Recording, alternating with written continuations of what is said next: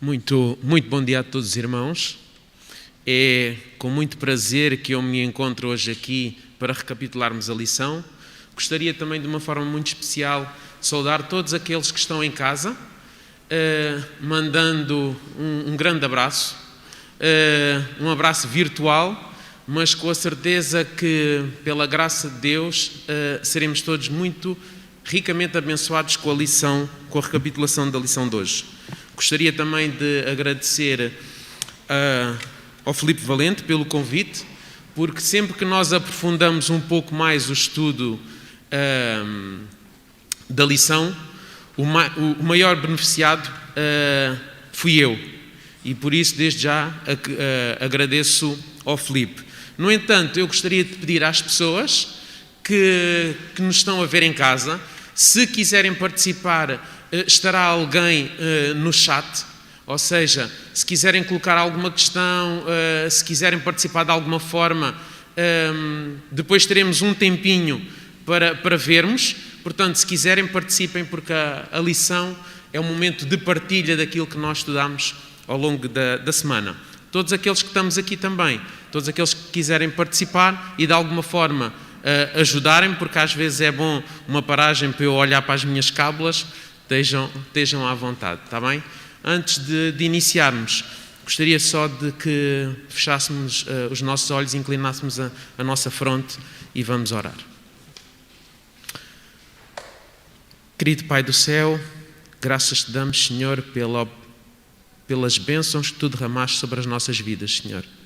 Pela vida, pela saúde, pelo trabalho, Senhor, que nós realmente nos sentimos gratos por tudo aquilo que tu fazes a cada minuto na nossa vida, Senhor. Agora pedimos-te que tu possas derramar o teu Santo Espírito e que realmente possas abrir os nossos corações, estando prontos para ouvir tudo aquilo que tu queres nos transmitir. Mas, acima de tudo, que nós possamos ouvir e colocando em prática, Senhor, para que a tua vinda seja o mais breve possível. Guarda-nos e protege-nos, Senhor, ao longo deste sábado. É tudo o que eu te peço. Em nome de Jesus. Amém. Bom, a nossa lição tinha como título Educação e Redenção. E nesta relação de educação e redenção, nesta relação que existe, nós não podemos começar sem realmente esmiuçarmos um pouco o que é isto da redenção. Ou seja, este assunto, quando nós falamos de redenção, nós temos que falar sobre a criação, ou seja, como nós fomos criados. É preciso nós compreendermos quem eu sou e quem o Criador é. Porque muitas das vezes nós, como seres humanos, temos a tendência de nos colocarmos no lugar do Criador. E é de extrema importância nós realmente compreendermos quem é o Criador e quem é a criatura. E nós fomos criados perfeitos. Deus criou tudo perfeito. Mas de repente, ou não, algo aconteceu de mal. Ou seja, algo veio estragar essa perfeição. E é curioso que nós podemos achar que Deus, se calhar, foi apanhado desprevenido. Mas não. Nós sabemos pelas Escrituras que Deus não foi apanhado desprevenido, porque o plano da redenção, ele já tinha sido elaborado muito antes da entrada do pecado. Muito antes de Lúcifer se revoltar, já Deus tinha este plano da redenção. Plano este da redenção que nos leva também a irmos às palavras do nosso verso áureo, que se encontra em 2 Timóteo 3,16, que eu vou ler. Toda a Escritura, divinamente inspirada, é proveitosa para ensinar, para redarguir, para corrigir e para instruir em justiça. E quando nós já falámos um pouco sobre a questão da redenção, que é algo que Deus nos concede, temos também esta questão da relação da educação. E nós tivemos a oportunidade de estudar ao longo da semana a questão professor-aluno, quem é o professor, quem é o aluno, e nesta relação de professor-aluno, nós sabemos que muitas das vezes nós chumbamos alguns testes, não é? Os testes da nossa vida, onde nós muitas das vezes somos de alguma forma pressionados com determinadas situações, nós até podemos chumbar em algum teste, mas nós temos a certeza, pela graça de Deus, que iremos passar o ano, se assim o desejarmos também, não é? Porque ao longo da vida os testes são sucessivos. E neste processo de educação, porque quando nós falamos de educação, é um processo que nos leva a vida toda, não é um processo que começa e acaba. E a irmã White vai mais longe, quando ela diz que este processo começa, continua, e pela eternidade, na graça de Deus, nós vamos estar sempre neste processo de educação. Porque nós, aqui nesta terra, nunca vamos conseguir realmente conhecer Jesus na sua plenitude, porque a nossa mente é limitada. Só mesmo no céu, então, nós teremos a oportunidade de continuar este processo educativo. A nossa lição, ainda na introdução, diz-nos assim: é a graça divina para com o seu povo que assegura esse resultado. Resultado qual? A vitória. E isso é uma coisa que nos dá muito gozo, ou seja, é que nós já sabemos qual poderá ser o resultado. Nós sabemos qual é o resultado. Basta uma escolha nossa, diz Filipe. Em relação ao verso áureo, é interessante como o apóstolo Paulo faz aqui um jogo de palavras muito interessante. Portanto, a palavra de Deus, a Escritura, serve para ensinar. O que é o redarguir? O que quer dizer redarguir? Quer dizer que Deus não é um ser, não é uma entidade, não é um ser, não é mesmo, não é? Não é uma entidade que gosta de ditar a sua sentença um ponto final. Jesus gosta e Deus gosta de dialogar, de conversar. De redarguir é assim: apresenta-me uma questão e conversamos sobre ela. E esta palavra de Deus tem este propósito também. É interessante como Deus, por diversas vezes, e no Velho Testamento nós vemos muitas vezes, que os profetas contestavam Deus, falavam com Ele, e diziam, mas não é bem assim. E então Deus consegue convencer-nos pelo diálogo. Agora, hoje nós não conseguimos estar a ter este tipo de contacto direto com Deus, mas temos a palavra de Deus que nos mostra exatamente como nós podemos obter a resposta. Temos conversas a ter com Deus, não há problema. Temos um meio de apresentar isso, como fizeste ainda agora, através da oração. Ok? Podemos apresentar esse assunto. E Deus tem uma resposta de certeza para as nossas questões. Todas elas. E é tão interessante como a Bíblia é tão completa, a palavra de Deus é tão completa, que não há tema que possa ser, digamos, novo e do qual Deus não tem uma resposta já dada há muito tempo. Portanto, este espírito de interrogação a Deus, de questionar Deus, não é contra a sua vontade. Bem pelo contrário, Ele aceita perfeitamente. Agora, quando nós queremos fugir à resposta de Deus, quando nós não queremos aceitar o que Deus nos diz, arcamos com as consequências da nossa opção. Mas é sempre por opção, nunca por imposição. Porque nós muitas das vezes, e já foste um bocadinho à frente daquilo que eu pretendia, não há problema nenhum, porque o nosso tempo hoje também é mais curto,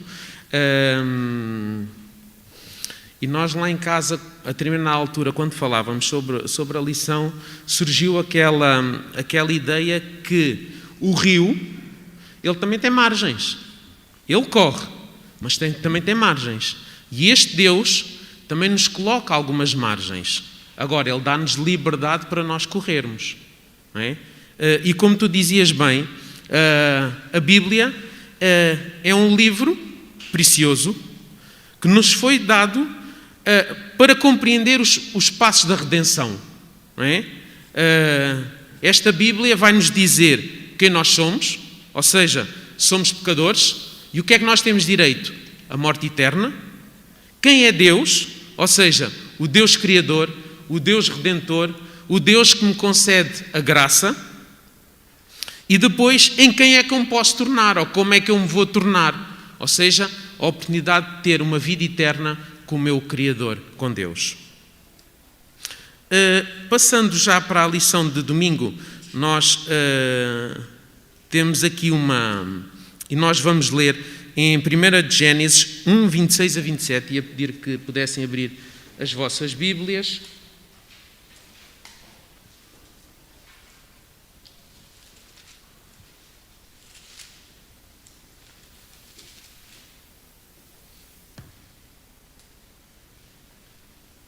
Então diz assim, 26. Então disse Deus: façamos o homem à nossa imagem, conforme a nossa semelhança. Domine ele sobre os peixes do mar, sobre as aves dos céus, sobre os animais domésticos, sobre toda a terra e sobre todos os répteis que se arrastam sobre a terra. E assim Deus criou o homem à sua imagem, à imagem de Deus o criou, macho e fêmea. E é curioso que os historiadores, os teólogos, têm trabalhado muito neste aspecto da imagem de Deus, que nós fomos criados à imagem de Deus. E estudando ou procurando um pouco, não há um consenso desta questão da imagem de Deus. No entanto, a irmã White, no seu livro A Educação, diz-nos o seguinte: na criação, a imagem de Deus foi refletida na humanidade. Fisicamente, sim, fisicamente somos parecidos com Deus. Mas se vocês me perguntarem como é que é Deus, eu não sei. Mas sei que somos criados parecidos. Ou isso. Obrigado, Filipe. Eu é que... Ok. Mentalmente, Deus é um ser pensante. Ou seja, Ele também nos concedeu essa faculdade. Eu também posso pensar. Espiritualmente, nós temos uma capacidade de relacionamento. Uma capacidade de relacionamento que na altura era perfeita, mas que tivemos um entrave. No entanto, Deus nos vai concedendo sempre esse escape. E com a entrada do pecado, aquilo que era perfeito fisicamente, eu neste momento fisicamente sou sujeito à morte. Mentalmente, a minha perda do meu raciocínio. Ou seja, a minha inteligência hoje não tem nada a ver com a inteligência dos nossos pais. Espiritualmente, isto é que é uma luta diária, nós termos um relacionamento com Cristo. Parece que quanto mais nos aproximamos de Cristo, mais surgem problemas, mais dificuldades surgem. Mas isso faz parte do meu crescimento cristão com Ele. E esta imagem de Deus que foi modificada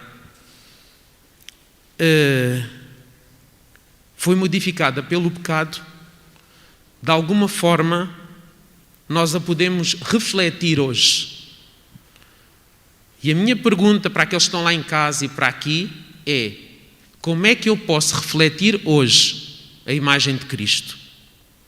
Ou será que eu não consigo refletir a imagem de Cristo?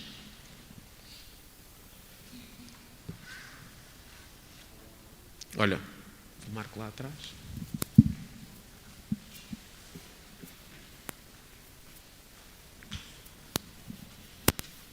Bom dia.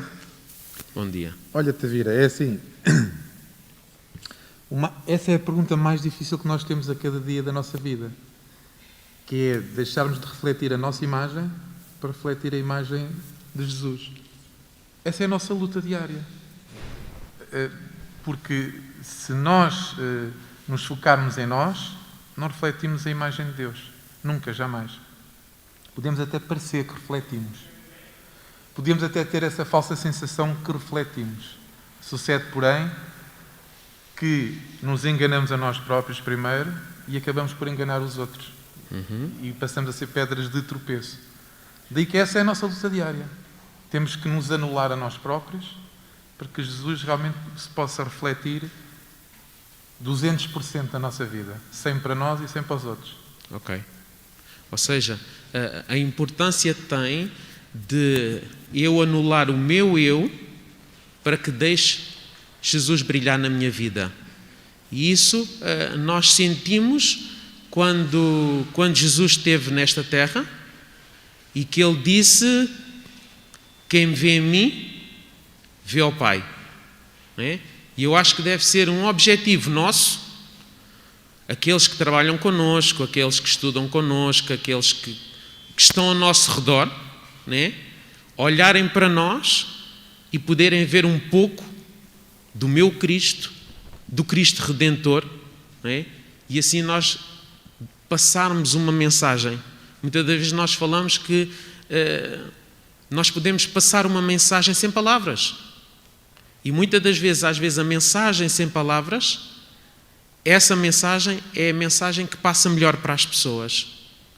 Porque elas conseguem ver, não só pela minha maneira de ser, mas pelos meus atos, eu posso mostrar Cristo a elas. E foi isso que o professor fez. Que professor é este? Jesus Cristo, esse grande professor e mestre, como lhe chamavam, ou seja, o Rabi. Portanto, nós temos o manual, temos o professor, e este professor que ministrou 3 anos e meio da sua vida nesta terra,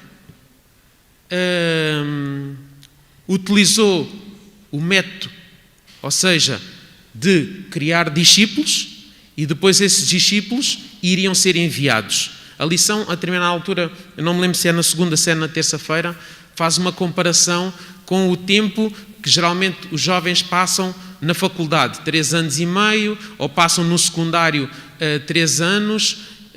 Hoje em dia na faculdade já são os 3, geralmente mais 2, mas geralmente estes 3 anos. E Jesus, nesta terra, foi assim, 3 anos e meio foi o tempo que ele teve para ministrar a palavra.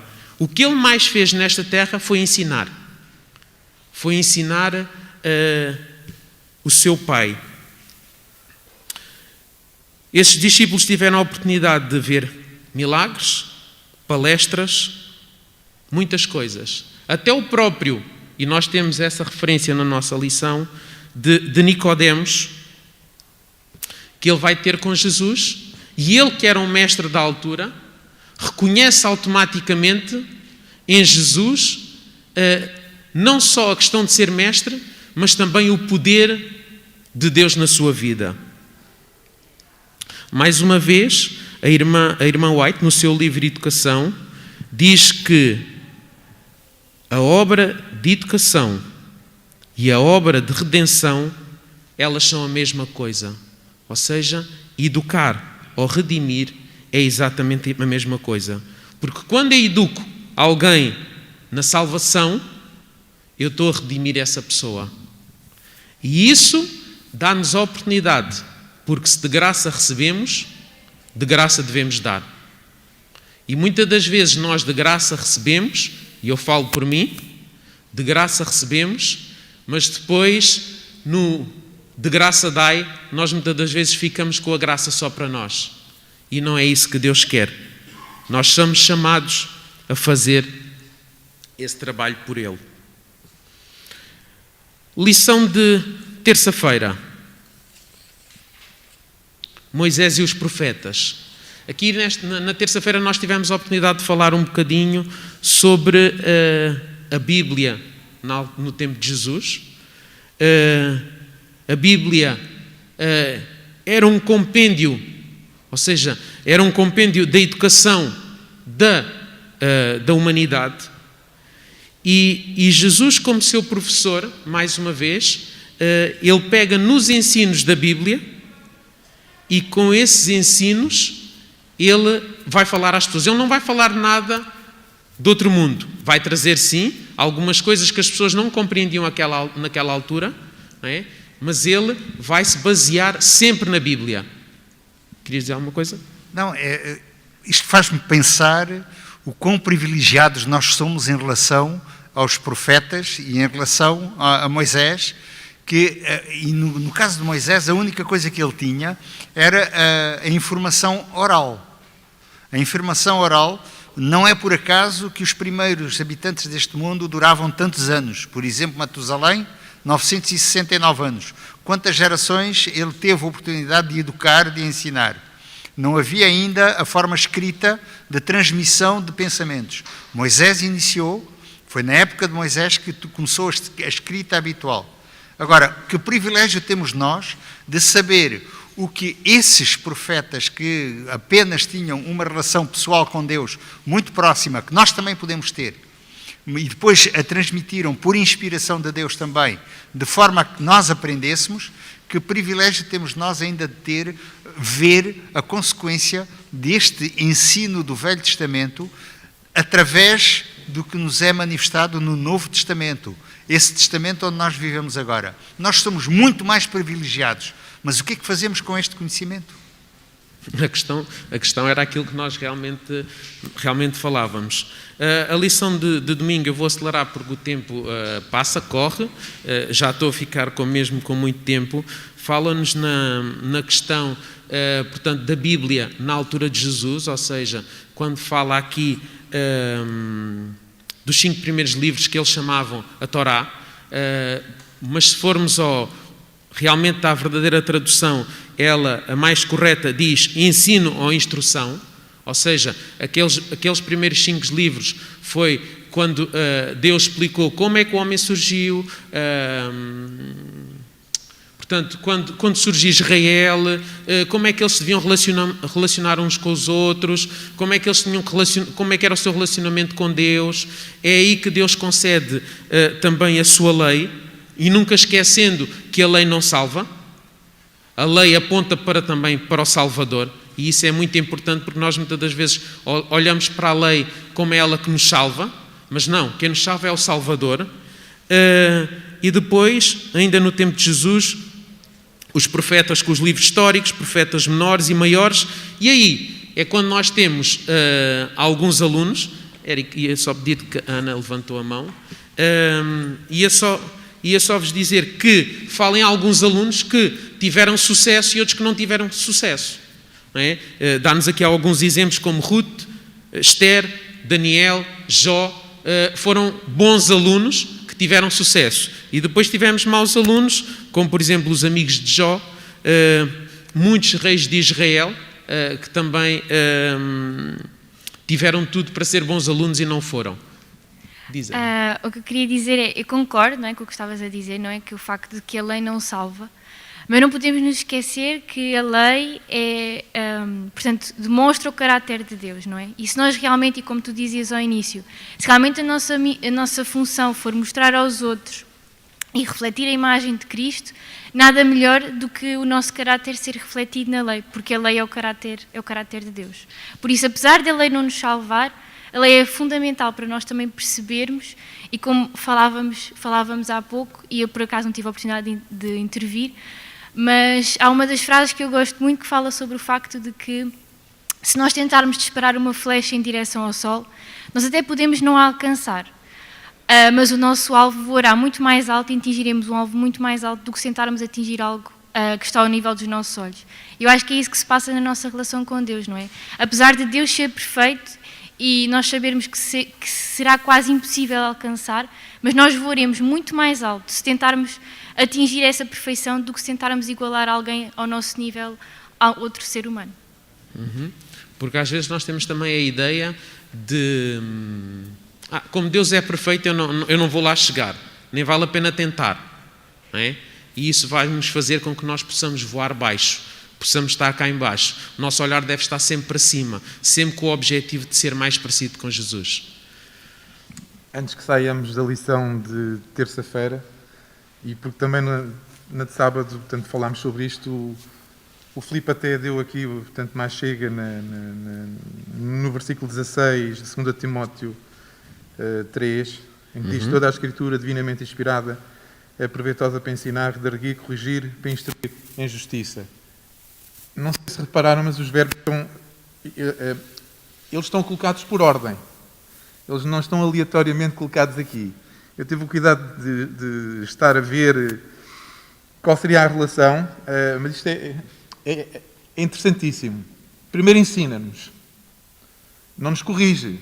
Primeiro ensina-nos, que é para sabermos, portanto, porque é que estamos a ser corrigidos. Mas no meio aparece o redarguir, que mais importante do que corrigir é dizer primeiro o que é que está mal. Este verbo, se estivesse aqui, censurar, tornar-nos arguídos, mostrar as nossas culpas, se calhar era um bocado mais pesado. Mas na verdade é assim. Mas depois a seguir diz-nos que nos vai instruir em justiça. E quem é a justiça? São os nossos méritos? Não, é o Senhor Jesus. Portanto, o mesmo professor que ensina é o mesmo professor que nos diz o que é que está mal, que nos vai corrigir e que nos vai instruir para quê? Para que no futuro, porque depois há o segundo passo. Esta é a nossa formação, pessoal. E depois a seguir há o segundo passo que diz que é para fazer toda a boa obra. Isto é muito interessante. E nós às vezes lemos estes versículos, passam-nos assim a correr e nem sequer pensamos muito nisto. Enfim, era, portanto, Paulo a dar uma achega a Timóteo, porque era um jovem e que estava a tempo de fazer melhor do que ele ainda. Muito obrigado. Isso o que o Marco estava a dizer é extremamente importante, que é a ordem com que as palavras vêm, porque nós muitas das vezes não podemos, e isto quando nós falamos na educação de pais-filhos, não é? E que a lição também nos toca um bocadinho, eu tenho que colocar as regras, eu tenho que dizer, eu tenho que ensinar como é que é, não é? Porque eu não posso ralhar se a pessoa não reconhece, não é? Portanto, há sempre uma ordem e esse Deus que nós temos é um Deus de muita ordem. Eu queria só terminar nesta questão de terça-feira a dizer que a Bíblia ajuda-nos a tornar mais parecidos com Deus. Portanto, quanto mais buscarmos a Bíblia, quanto mais buscarmos a Jesus Cristo, mais parecidos nós seremos com Deus. Quarta-feira fala-nos na questão de ser sábio. E na questão de ser sábio é impossível nós não falarmos em Salomão, aquele que foi extremamente sábio. Sabem, eu por acaso estava em casa e quando estava a estudar eu pensei quem eram os sábios hoje em dia. E hoje em dia, quando nós temos uma dúvida ou uma dificuldade, há o sábio Google, não é? Que nós vamos ao sábio Google, escrevemos lá aquilo que é a nossa dúvida, principalmente aqueles que têm contacto com a internet, e aparece logo lá um monte de coisas. A gente, se for uma doença, a gente arranja a cura, arranja a doença, arranja tudo para aquilo. Portanto, o Google... Pronto, sobretudo arranja mais doença. Hoje em dia, o sábio Google. No entanto, na altura... Os sábios eram pessoas que ao longo da sua vida sabiam muito sobre determinada situação. E quando eu tinha uma dúvida, eu tinha que ir à fonte, ou seja, eu tinha que ir ter com esse sábio, passar tempo com ele, então para eu aprender com ele. Com Jesus Cristo é exatamente a mesma coisa. Para nós enriquecermos, nós temos que passar tempo. Tempo esse hoje que corre num instante, parece que as 24 horas não chegam para nada, não é? E às vezes eu falo por mim, deparo-me que passou o dia e eu olho para trás e perguntei, e o tempo com Deus? Onde é que está? Não é? E ainda bem que essa situação é só comigo, porque convosco deve ser totalmente diferente, não é? Mas não... É impossível, muitas das vezes, nós mantermos esse relacionamento com as dificuldades e com tudo aquilo que se mete na nossa vida, nós tirarmos um tempinho para o Deus. No entanto, não é impossível. Naquela altura não se escreviam livros, portanto, como eu vos estava a dizer, é importante ir à fonte, assim como nós temos que ir a Jesus. No contexto bíblico, sábio é aquele que, olha para a palavra de Deus, sabe a vontade de Deus e coloca em prática na sua vida.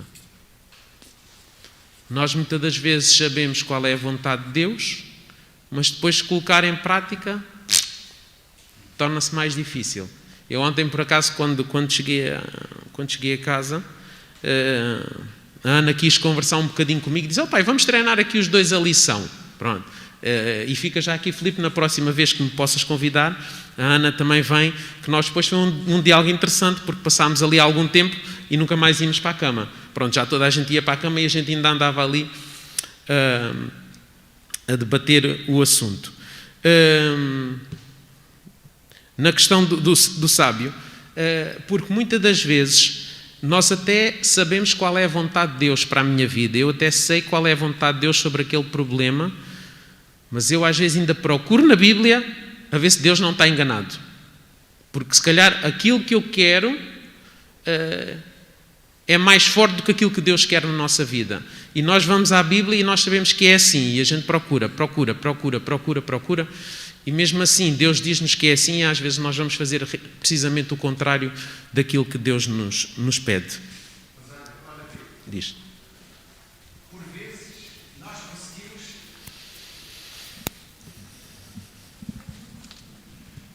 Nesse sentido, por vezes nós conseguimos arranjar uma justificação, mas nunca conseguimos manter essa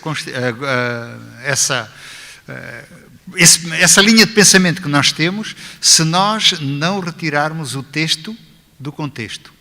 E isto é algo de muito importante. Mas o problema é que nós tiramos. Perdão? O problema é que nós tiramos o texto do contexto. Exatamente. E ao tirar o texto do contexto, eu posso tentar justificar a minha linha de pensamento através da palavra de Deus. E isso é extremamente perigoso para a nossa salvação.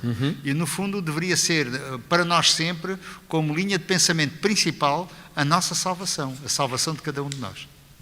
Muito obrigado. Mesmo já a terminar, que já são... o Marco quer ainda ir. Sim, Marco. Sim. Eles depois cortam-me o pescoço, não há problema. Não há problema, não é? Desculpa lá. Faz mal. Este tema é muito querido. Isto aqui há muitos anos houve uma lição de um trimestre que era só sobre a sabedoria. E nós temos muitas ideias sobre a sabedoria. Depois a conclusão final dizia só assim: a sabedoria é Jesus. E às vezes os versos que nós vemos aqui são tendenciosos. Versículo 34, 1 de Reis 4, diz assim: e vinham todos os povos a ouvir a sabedoria de Salomão. E quando a gente pensa assim, a sabedoria de Salomão, mas será que era Salomão que era sábio? Que era sábio dele próprio? Será que devia ser este versículo que devia estar aqui? Ou seria a sabedoria que Salomão tinha para apresentar? Ou seja, espelhar Jesus. No fundo é isto. E disseste bem há bocadinho. Quando disseste que a sabedoria em termos espirituais é mesmo isso. É conhecer, ser instruído naquilo que temos que fazer e que Jesus nos ensinou. Essa é que é a verdadeira sabedoria. Tudo o resto é quê? Como ele disse mais tarde, é vaidade. É vaidade. Porque se não for sabedoria, é vaidade. E Salomão tem 2 períodos da vida dele que faz isso. Primeiro, demonstra realmente que é sábio. Porquê? Porque acolhe e projeta essa sabedoria que é Jesus, mas depois a seguir enche-se de soberba e faz tudo o que é contrário. É bonito a Bíblia dizer-nos este exemplo para quê? Para que nós não caiamos no mesmo. Embora nós, habitualmente, se não ligarmos à sabedoria verdadeira, caímos na sabedoria errada que é nossa. Enchemos-nos de soberba, pensando que somos sábios, que somos grandes senhores, mas afinal não valemos nada. Por isso é que ele disse no fim: vaidade das vaidades, tudo é vaidade. Se não ligarmos à verdadeira fonte da sabedoria, que é o Senhor Jesus. Ok, obrigado Marco. O grande propósito na questão da sabedoria é que realmente nós consigamos ser sábios para a salvação. Isso é de extrema importância. Eu devo ser sábio para a salvação, não só minha, mas também de todos aqueles que estão ao meu redor. A lição de quinta-feira fala-nos aí na questão de que Jesus esteve, lá está, aquilo que nós tínhamos falado, esteve nesta terra, passou os 3 anos e meio, mas depois ele teve que se ir embora. Deixa-me só aqui ver. Ele instruiu, ele ensinou, como eu vos tinha dito, 12 homens, eles foram seus discípulos, eles tiveram um ensino teórico e prático, alguns até fizeram estágios, ou seja, quando Jesus os mandou ir 2 a 2, eles aí tiveram a oportunidade de estagiar, de ir fazer aquilo que tinham aprendido. Mas eu digo-vos uma coisa, eles na altura não aprenderam tudo. Assim como nós hoje não sabemos tudo e amanhã também não saberemos tudo. Por isso eu vos dizia que o processo de educação e redenção é contínuo. Um texto hoje, para mim, tem um significado. Amanhã o mesmo texto diz as mesmas coisas, pode ter outro significado. Porque aquilo que se está a passar na minha vida pode ser totalmente diferente.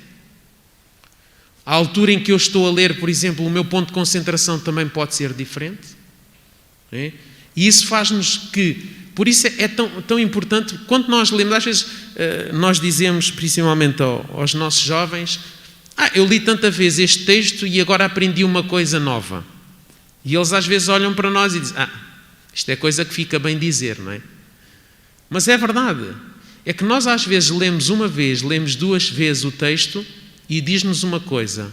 Ou porque nós já somos mais maduros no nosso relacionamento com Cristo, porque tudo tem o seu tempo.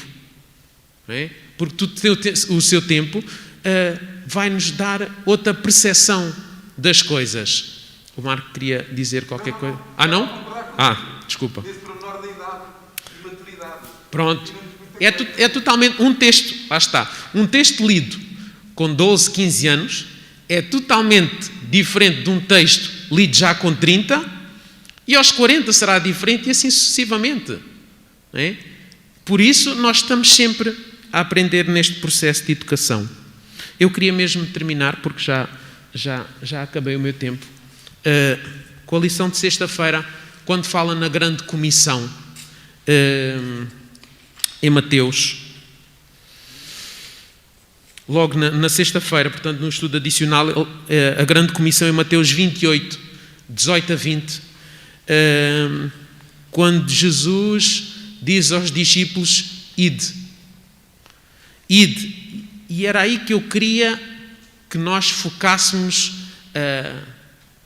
a nossa mente nesta altura. É no ide. Fazei discípulos e levai a minha mensagem. Educar é um processo contínuo de uma vida, de uma eternidade. Nós podemos levar tempo a aprender e a crescer. Não somos todos iguais, mas vamos conseguir. E quando conseguirmos e quando aprendermos, então levemos a mensagem aos outros. Levemos este processo de educação e de redenção a todos aqueles que estão à nossa volta. Eu queria só pedir, antes de terminar, só que passassem ali o micro à Ana. Não sei se a Ana chegou a dar um olhinho no chat, se havia alguma coisa que de alguma forma os que estão lá em casa... Eu estive atenta a ver algumas coisas que as pessoas têm estado a dizer e queria salientar aqui a irmã Hermínia, que fala e que conta um pouco da sua experiência, porque ela diz que ela vive num lar católico, mas fala de Jesus aos idosos. Ela diz que ganhou mais de 50 almas para o Senhor este ano e já ganhei 4 almas para o Senhor. É o meu testemunho e ela tem um testemunho vivo e ativo no seu centro de influência. Mandamos um beijinho para a irmã Hermínia. E um bom sábado para todos, não só para aqueles que estão aqui, mas também aqueles que estão em casa, que se sintam connosco e com a graça de Deus. Um bom sábado.